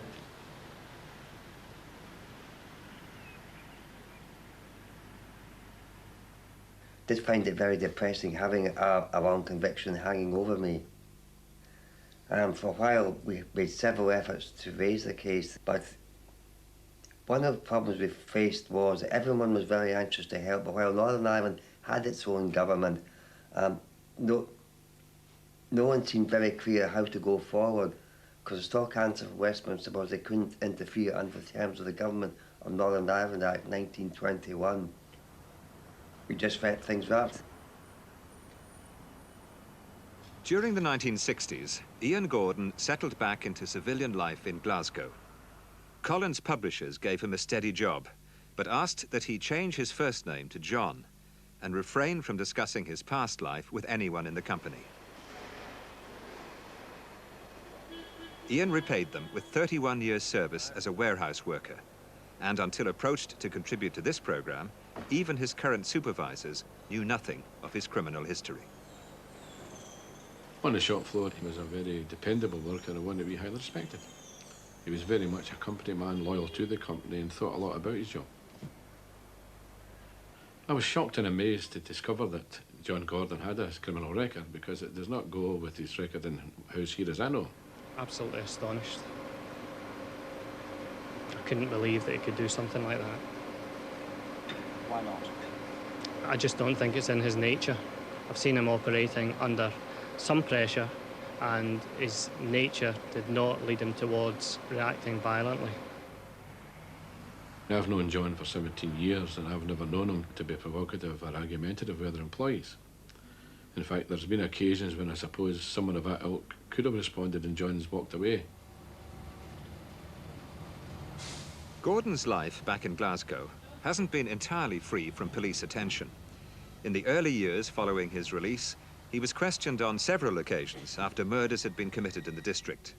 He always had a satisfactory alibi. But he did end up in court 3 times for exposing himself to women. I think it was just a combination of stress and strain and difficulty in settling down. I certainly feel very ashamed of him.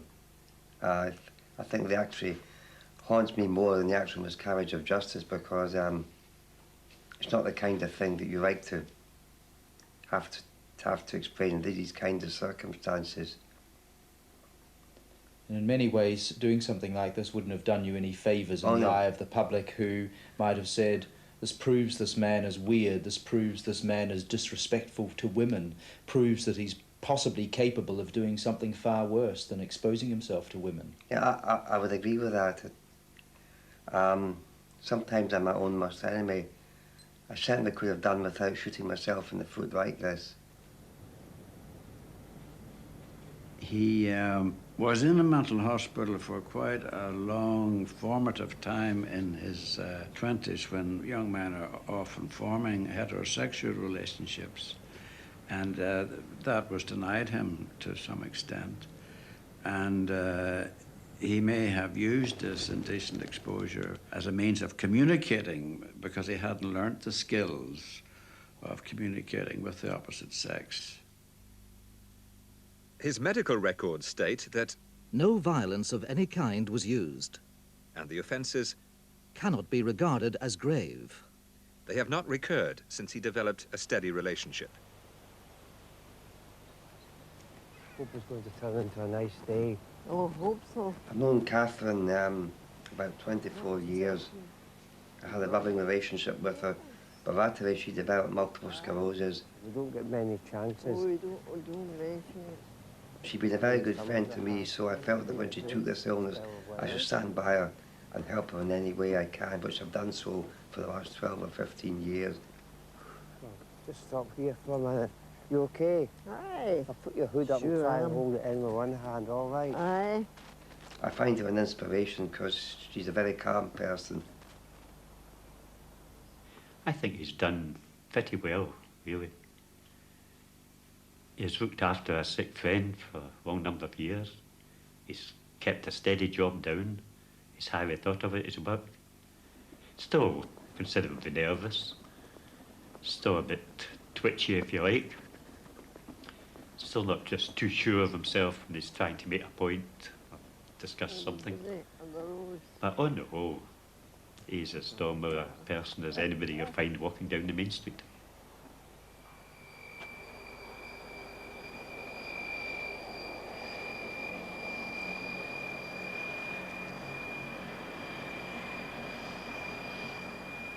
Ian Gordon himself has never taken the initiative in attempting to revive his case.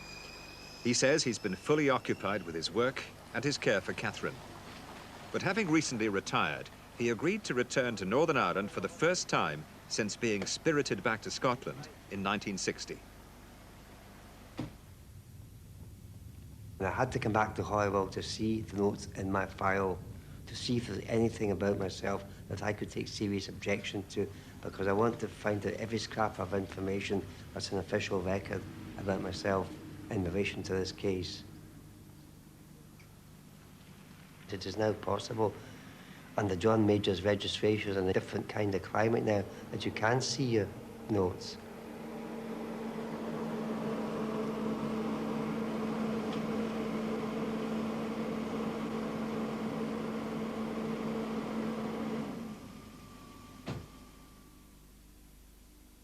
I found it quite a traumatic experience, having to come back after all these years. Didn't know what sort of reception I'd get. I think one of the problems in a situation like this, your mind is in a sort of mental trap. You were way back in the 50s, when it's actually the 90s you're in, and you forget people aren't really talking about it. It's not in their minds as it is in yours, because you're the person that's affected.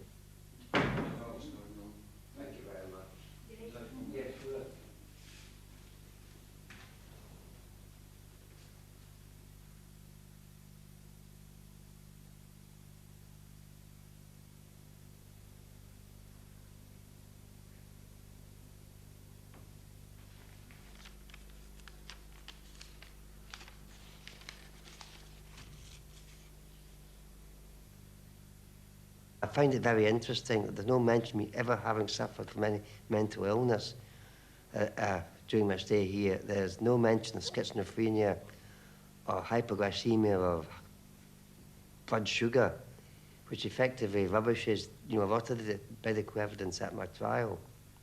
So you should have been hanged? No, I shouldn't have been hanged because I didn't do it. I mean, it's consistently in my notes is the fact that I've never showed any remorse, but you don't show remorse for something you've never done. Your notes, though, paint a picture of a man who isn't aggressive, isn't antagonistic with anything, who eats well, sleeps well. Yeah, I would say this is a fair comment. Surely that's not the behaviour of a man who's been unfairly and wrongly convicted for a murder he didn't commit. I think you've got to realise the kind of environment I was in here. If I'd been aggressive, it might have gone against me in medical reports. I felt by being calm and calmly arguing my case, I would get further. And I think, it took a long time, but at the end of the day, I got out of here. Didn't get the whole way, but I don't like being beaten, and I'm not going to give up till I get the whole way, which is, my completely cleared of this murder. An interesting fact is that there was no reference made to his blood sugars ever having been recorded during the 7 years, although this was supposed to be a condition he had. In fact, the case notes are remarkably sparse. There are about 2 pages or 2.5 pages of foolscap over 7 years, and the investigations were practically non-existent.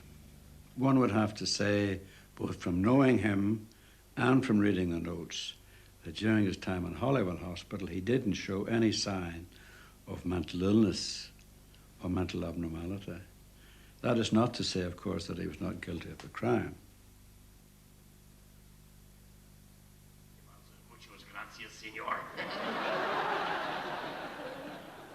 Silly things here, A light-hearted distraction from a wet Sunday night in another part of Northern Ireland. For years, the Catholic Church in Holywood, County Down, has raised funds for Father Curran. Now, a holiday back home gives him a chance to express his thanks in person. And they put them into the studio, and this boy's in, "Hello there, how yous doing? We have a special request now for Seamus Murphy down there in Carrygart. He's 111. And he started playing the record, and halfway through it he stopped it. He says, "God says he's not 111, he's ill."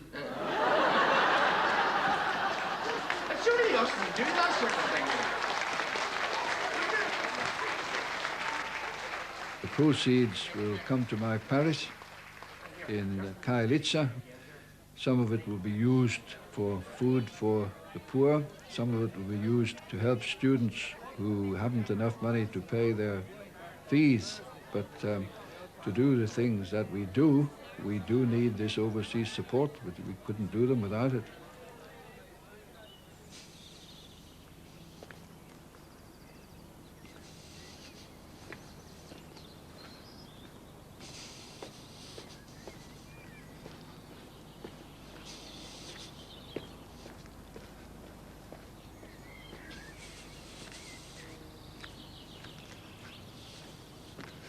Hello, Ian. How are you? Oh, Desmond, long time. Hello. Oh, nice to see you again. Nice to see you. You like to take a seat? I think I must say it's very decent of you, very courteous to agree to this meeting, because there is a. If you, because you could, it's quite simple. You said you didn't wish to see me. You know that you're under no obligation whatsoever to meet me. Let me say this, that I'm a bit deaf these days, and I haven't been able to get a battery for me hearing aid. I know it. My father was like that battery. But somebody gave me this book last night, and I thought I'd like to give it to you. Well, thanks very much. It's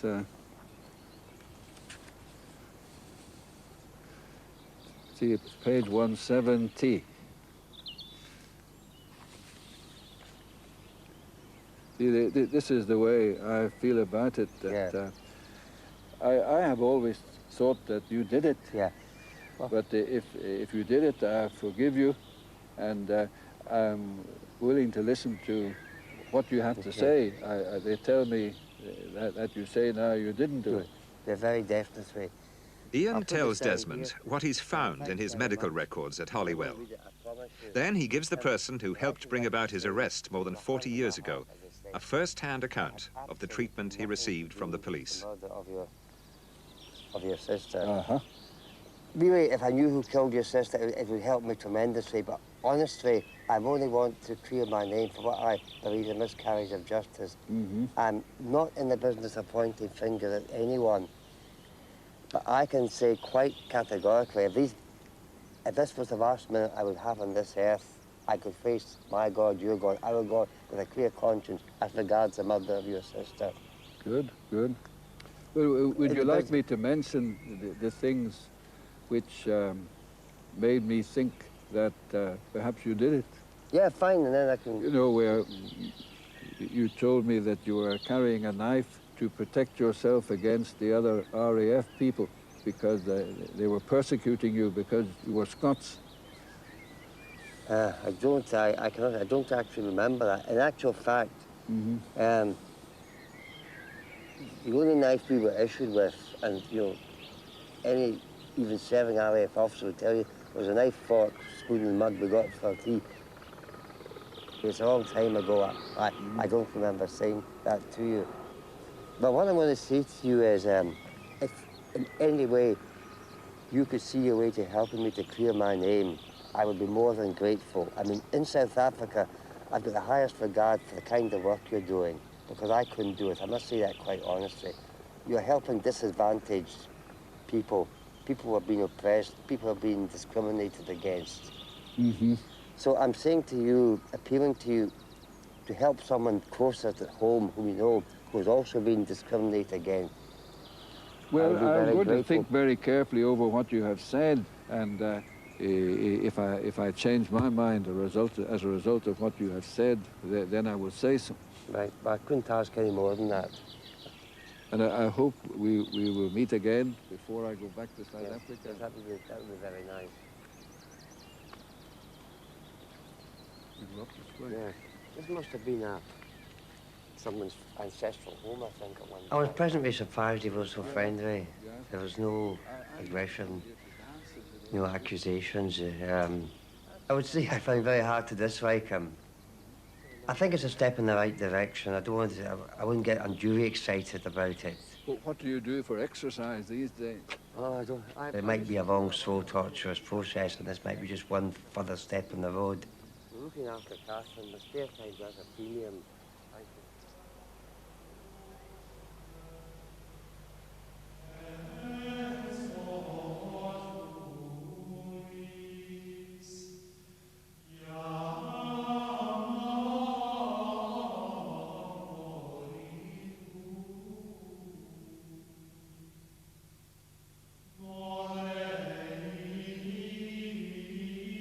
Over several weeks, Desmond Curran sees records accumulated during research for this program.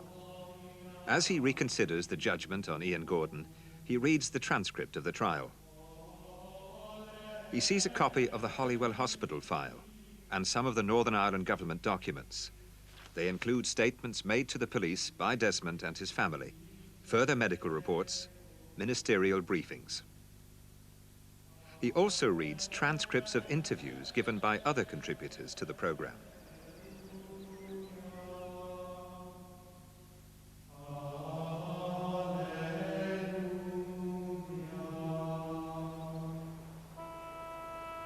To me, the verdict was right. And I know there are some writers who have tried to prove otherwise, but I have never found anything in any of these articles which convinced me otherwise. For 40 years onward, I'd say Gordon didn't do the thing. He didn't do it. He's innocent. I'd say Gordon is innocent. I still have the feeling that he was a man more sinned against than sinning, and I just have the feeling that we haven't really got to the truth yet. And if we could get to the whole truth, I think it would probably, then Gordon would come out of this in a considerably more favourable light. My wildest hope would be that some fair-minded officials in Northern Ireland might say to themselves, here is a man who's had this stain on his character all this life. Wouldn't it be a generous thing to do in the sunset of his life to get some independent person who would question those people who are available to be questioned? It's the truth, that's all we want. And I'm not the first person to say it recently, but in this case, there was the law, but the law didn't deliver justice.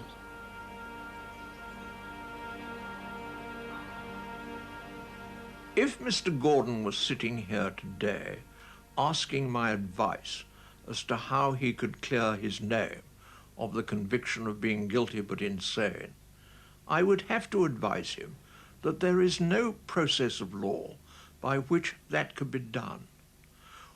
He needn't, however, think that he will die with nobody appreciating that he did have a trial which, for various reasons, and with hindsight, was unsatisfactory. The matter has now been looked into by a number of people who are knowledgeable about trials and justice, and the general opinion is, although technically there may not have been a miscarriage of justice, there was an unsatisfactory verdict. And so today, Ian Gordon is no closer to clearing his name than on the day more than 30 years ago when he was released from Holywell Hospital. The RUC continue to assert that they got the right man. In Whiteabbey village, people still talk in private about Gordon, about the Currans, about what they believe happened on the night Patricia Curran was stabbed to death. But no one will put their views on the record. Desmond Curran's friends here in Northern Ireland declined to comment even in private about the murder. Yet, conversely, no one we contacted who had known Ian Gordon, the convicted man, had any hesitation in discussing the case. All voiced their doubts about the safety of his conviction. And that, in the end, may be the best he can ever hope for.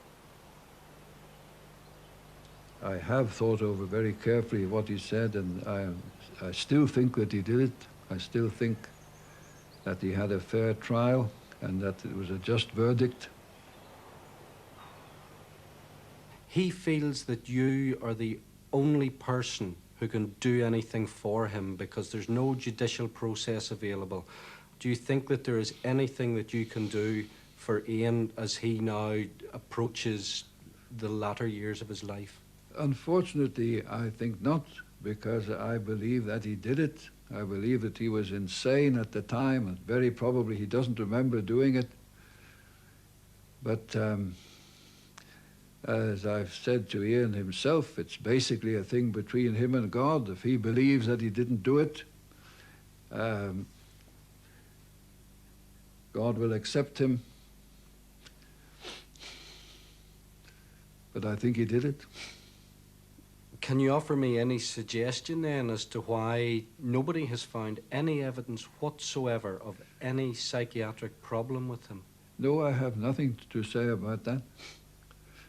Would you accept now that Detective Superintendent Capstick used a lever to prise a confession out of Ian? I am not going to make any comment on that. It's past, it's finished. As far as I'm concerned, it was a fair trial, it was a just verdict, and that's that.